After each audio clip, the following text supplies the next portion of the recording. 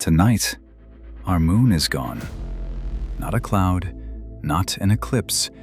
It's just not there. The sky without the moon is darker than you remember.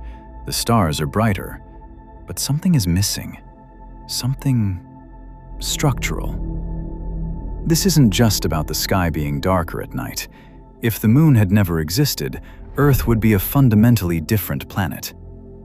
Because the moon is inseparably woven into the Earth we know, and possibly into the existence of life itself. Most moons in the solar system make sense. They are captured asteroids, leftover debris, chunks of ice and rock that got caught in a planet's gravity and stayed.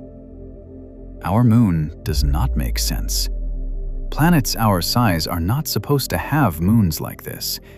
It is too big, too close, too light for its size. Its composition is too similar to Earth's crust. It has almost no iron core, strange for a body this large. For decades, nobody had a good explanation. Then, in 1975, two planetary scientists proposed something that sounded more like science fiction than science. Something the size of Mars hit us, head on, when Earth was 50 million years old. Still forming, still half molten. The object has a name, Theia, named after the Greek titan who gave birth to the moon. The scientists naming it had a flair for drama. The impact was so large, it partially vaporized both planets. Billions of tons of molten rock sprayed into orbit. A ring of debris formed around early Earth.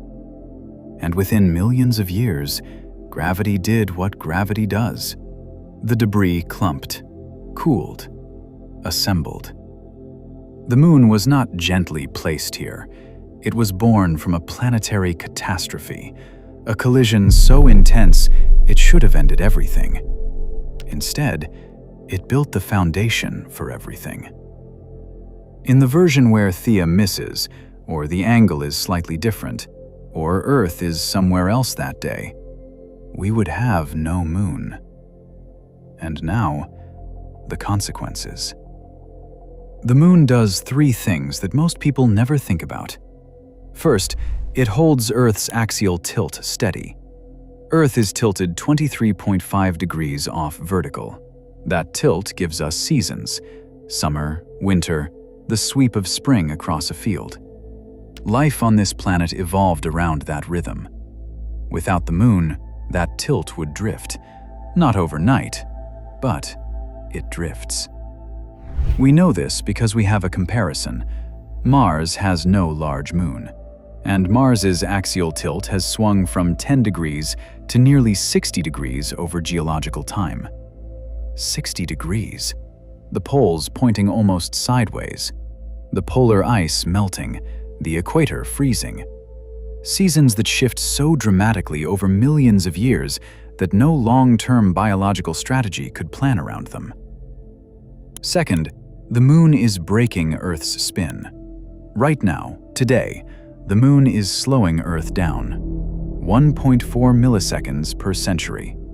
You will never feel it. But 4.5 billion years ago, Earth rotated once every 6 hours. 6 hours. Sunrise, 3 hours of light, 3 hours of dark. Repeat. The sky looked like a film you were watching too fast. The moon, through tidal friction, has been gently breaking that spin for billions of years, stretching the day from 6 hours to 24. Third, it pulls the oceans. Tides come from the moon's gravity, stretching Earth's oceans into a slow ellipse. Tide in, tide out, twice a day, every day, for 4 billion years. 3 systems, 3 different mechanisms, all running simultaneously, all dependent on one moon being in exactly the right place. Take the moon away, the changes reach into everything. The climate, the oceans, possibly even life itself. Earth still spins fast, somewhere between 8 and 16 hours per day. maybe less. The exact number is lost in the chaos of the early planet. We only know it was unstable, violent, and still changing. A faster spinning planet means a faster atmosphere. Wind speeds that dwarf anything in recorded human history. Jet streams wider, more violent, less predictable. Storms that last not days, but up to entire seasons. The coastlines you know? Gone. Eroded differently, shaped by different waves, different tides, different wind. The continents may still exist, but everything on the surface is foreign. The tides quieter. The sun alone still pulls the ocean, about 46% of what we have now. So tides exist, but smaller, less dramatic. The shoreline does not do what it does today. And the axis, over millions of years, begins to wander. Slowly at first, then further. The climate follows. Regions that were temperate become polar. Ice sheets that were stable begin to migrate. This is not a slightly different Earth. This is a different category of planet. Same rock, same distance from the sun, same basic chemistry. But the conditions on the surface, unstable in ways that compound over geological time. You could not recognize it as home. But the next consequence goes deeper, the one that changes everything. There is a theory, not fringe, seriously researched, that the tidal zone is where life began. The edge between ocean and land. Water washes in, carrying molecules. Water pulls back, concentrating them. The chemistry that cannot happen in open ocean becomes possible here, in these shallow pools, because the moon is pulling the water in and out twice a day, every day, for millions of years. Without the moon, weaker tides. 46% of what we have now. Maybe enough, or maybe not. But that is just the starting point. Now add the wandering axis. Now add the violent wind. Now add the shorter, more chaotic days. Now add the climate that drifts unpredictably over millions of years. Simple life, bacteria, single cells, might survive all of that. Life is stubborn, it finds ways. But complex life is different. Complex life takes time. Hundreds of millions of years of stable conditions. Stable enough for multicellular organisms to evolve. Stable enough for those organisms to develop nervous systems. Stable enough for something with a brain to eventually appear. That process does not tolerate constant, catastrophic climate shifts. It needs a window, a long, quiet window, where the planet holds still long enough for complexity to accumulate. The moon may be that window. Without it, the window may never open. No complex life, no nervous systems, no one looking up, no question being asked. Now step back from all of that, because there is one more curious thing about this moon. Something that has nothing to do with biology or climate. The moon is 400 times smaller than the sun. The moon is 400 times closer to Earth than the sun. That ratio, 400 to 400, means that from Earth's surface, the moon and the sun appear almost exactly the same size. Which is why, during a total solar eclipse, the moon covers the sun precisely. Not mostly, not roughly, edge to edge. Stand in the path of totality. Watch the moon slide in front of the sun. The corona appears, the sun's outer atmosphere, normally invisible, blazing white around a perfect black circle. It looks engineered. It is not. No other planet in the solar system has this. No known moon around any known planet produces geometrically perfect total solar eclipses. It may be unique in the observable universe. Is it meaningful? Probably not. Almost certainly coincidence. But coincidence, at this scale of precision, starts to feel like something else. Not design, not intention, just the universe being statistically strange, and us being the ones standing in it, noticing. For most of human history, we assumed other planets were like ours.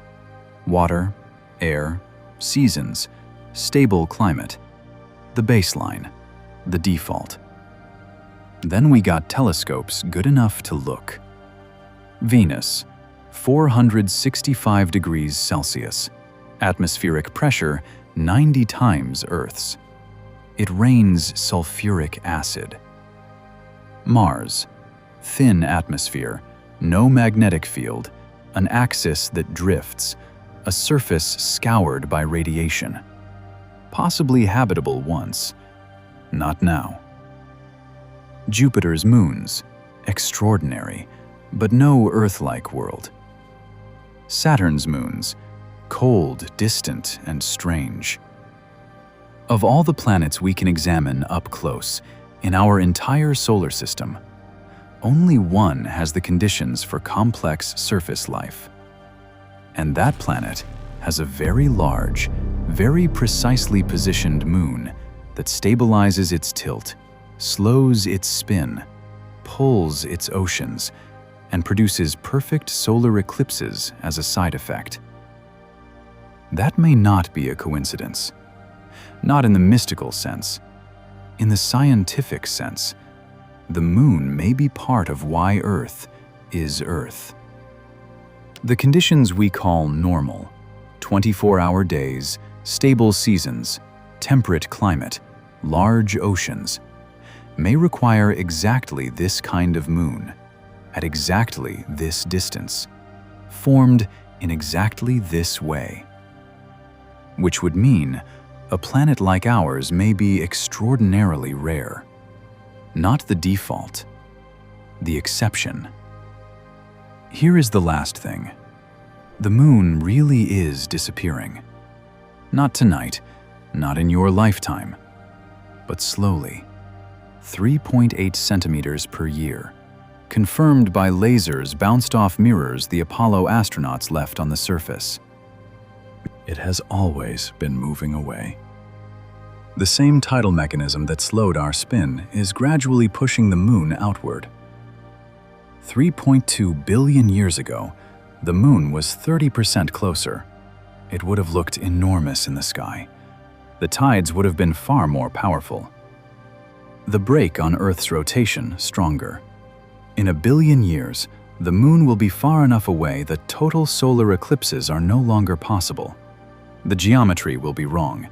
The moon will be too small in the sky to cover the sun. The perfect alignment, the 400 to 400 ratio, is temporary. We are living in the window.